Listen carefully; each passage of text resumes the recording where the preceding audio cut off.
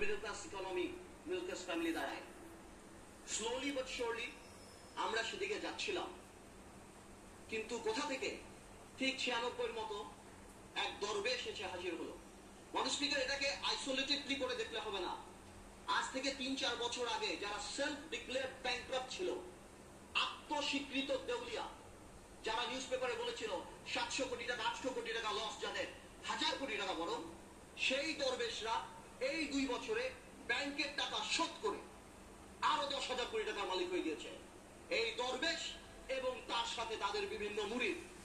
আমি স্পষ্ট করে বলতে চাই, চোর কোন দলের না। একজন মাননীয় সংসদ সদস্য বললেন আমাদের দলের বা 4 দলীয় ঐক্যজোটের একজনের নাম, যদি সেও থাকে সবার বিচার হওয়া উচিত। এখন সময় এসেছে। মাননীয় স্পিকার, একটা কথা নিবিড় ভাবে দেখতে হবে, এটা কোনো আইসোলেটেড হ্যাপেনিং না। সরকারের তরফ থেকে লাগামহীন বক্তব্য এসেছে। মাননীয় স্পিকার, আপনি স্মরণ করে দেখেন, আমি অবাক হয়ে গেলাম। মাননীয় সংসদ সদস্য বলল স্পেকুলেটিভ মানে নাকি ফটকা, তাহলে ফ্রড মানে কি? স্পেকুলেটিভ মানে যদি ফটকা হয়ে থাকে, তাহলে what is the meaning of fraud? একবার মাননীয় অর্থমন্ত্রী বললেন এখানে হতেই পারে, মাননীয় অর্থমন্ত্রী বললেন এগুলি হতেই পারে। ডক্টর মুশফিকুর রহমান বললেন this is none of our concern.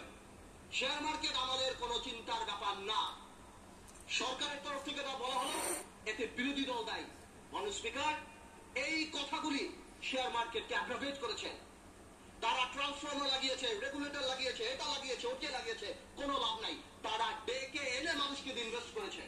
30 থেকে 40,000 কোটি টাকা বিদেশে চলে গেছে। মাননীয় স্পিকার, মাননীয় স্পিকার, গত 2 বছরে 12 লক্ষ বিয়ে অ্যাকাউন্ট হয়েছে। এর আগে আরো 20 লক্ষ ছিল, এর মধ্যে 8 লক্ষ শুধু আমাদের মা বোনেরা। মাননীয় স্পিকার, আমার যদি বিয়ে অ্যাকাউন্ট থাকে, ইফ আই হ্যাভ আ বিয়ে account, naturally my mother, my sister, my friend সবাই আমার উপরে ডিপেন্ডেন্ট থাকে। এক বিয়ে অ্যাকাউন্ট দিয়ে 5 জন, 6 জন, 10 জন কাজ করে। আপনি জানেন বাংলাদেশে কোনো ব্যবসা বাণিজ্য এখন নেই, সারা পৃথিবীতে মন্দা।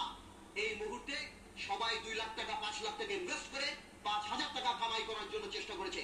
এটা কি কোনো অপরাধ? I can very well understand. বিজনেসে লস হবে, লাভ হবে, কিন্তু টাক দিয়ে তো আপনি ধোকা দিতে পারেন না। বারবার ডেকে এনে শেয়ার মার্কেটে ইনভেস্ট করিয়ে তাদেরকে রাস্তা ফেলে দেওয়া হচ্ছে। 30 লক্ষ লোক যদি স্বাধীনতা যুদ্ধে মারা যায় মাননীয় স্পিকার, তাহলে 30 লক্ষ লোক এই আওয়ামী লীগ আমাদের ফকির হয়েছে। মাননীয় speaker,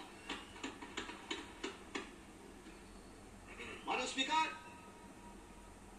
one thing I just don't understand. আজ থেকে 1 বছর আগে এইখানে দাঁড়িয়ে বললাম এয়ারটেলের কথা। এই এয়ারটেল 2,000 কোটি টাকা শেয়ার কেলেঙ্কারি করে বাংলাদেশকে 95 কোটি টাকা স্ট্যাম্প ডিউটি দেয়নি। সারা বাংলাদেশ যখন বিদ্যুতের জন্য পাগল, এক আরবিতে 2,80,000 অ্যাপ্লিকেশন আছে বিদ্যুতের। 5 লক্ষ শুধু আছে বিভিন্ন কলকারখানা প্রতিষ্ঠান, বড় ছোট দালালের। 210টা টাওয়ারে নির্বিচ্ছিন্ন বিদ্যুৎ সংযোগ দেওয়া হচ্ছে এই এয়ারটেলকে। কেন মাননীয় স্পিকার, আমরা জানতে চাই। আমি জানি আমার এই কথায় এয়ারটেলের করাপশন বন্ধ হবে না, ইনভেস্টিগেশন হবে না, তবে the time has come. I want to urge the people of Bangladesh যে আপনারা এয়ারটেলকে প্রত্যাখ্যান করেন। যে কোম্পানি ইস্ট ইন্ডিয়া কোম্পানির মতো এত কোটি কোটি টাকা ট্যাক্স ফাঁকি দিয়ে, স্ট্যাম্প ডিউটি ফাঁকি দিয়ে এই দেশে ব্যবসা বাণিজ্য করছে, তাদের ইন্টেনশন ভালো না। আমি সবাইকে অনুরোধ করবো বাংলাদেশে যে আপনারা এয়ারটেলকে বয়কট করেন, পাবলিকলি বয়কট করেন। মাননীয় speaker,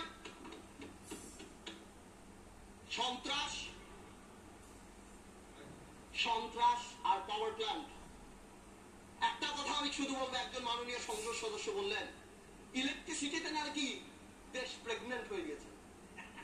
I am not used to these languages, but আমার জবাব দিতে যখন দেখি চানাচুর কোম্পানি, ফার্নিচার কোম্পানি, নাম নিচ্ছি অটবি, যারা সারা জীবন ফার্নিচার বানিয়েছে, তারা বিদ্যুৎ প্ল্যান্ট পেয়েছে, আমার মনে হয় এই প্রেগনেন্সি খুব তাড়াতাড়ি মিসক্যারেজ হয়ে যাবে এবং এই দেশে বিদ্যুৎ আসবে না।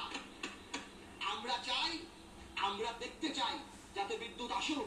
আমি যদি দেখি গাধাকে দিয়ে ঘোড়ার রেস করানো হচ্ছে, আমি জানি এই গাধা গন্তব্যে কোনোদিন পৌঁছাবে না।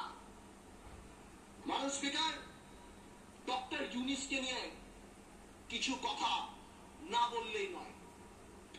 Speaker, I will not go into the details of the law. তবে অনেকেই বলে যে ল ইজ ইকুয়াল। এখানে অনেক বড় বড় কনস্টিটিউশনের বিজ্ঞ লোকেরা আছেন, তারা যদি থাকতেন আরো সুবিধা হতো। স্পিকার, যদিও পার্লামেন্ট বলে, সংবিধান বলে ল ইজ ইকুয়াল, বাট বাস্তবে কিন্তু ল ইজ নট ইকুয়াল। 111 দেখেছি অনেক বড় বড় নেতাদেরকে 20 সেলে রাখা হয়েছে, কিন্তু 2 নেত্রীর জন্য আলাদা জেলখানা রাখা হয়েছে।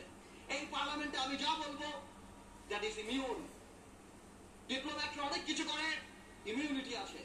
কিছু কিছু ক্ষেত্রে কিছু কিছু স্পেশাল মানুষের জন্য ল একটু কাট করে যেতে পারে।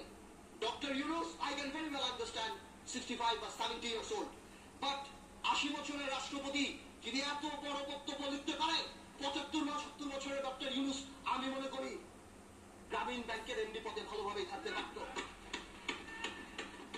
স্পিকার, ডক্টর ইউনুস বাংলাদেশের সম্পদ না পৃথিবীর সম্পদ।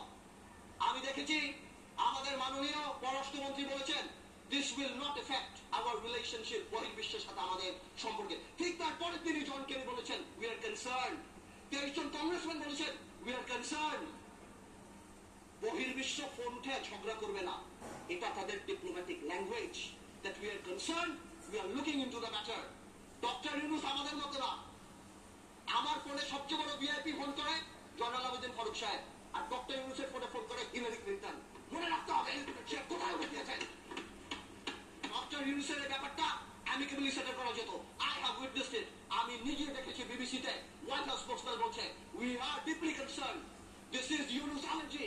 আমি জানি অনেকেই বলতে পারবে এটা আমাদের সার্বভৌমত্ব, আই ক্যান আন্ডারস্ট্যান্ড, এটা আমাদের সার্বভৌমত্ব, কিছু একটা ব্যালেন্স নিড টু বি ড্রন।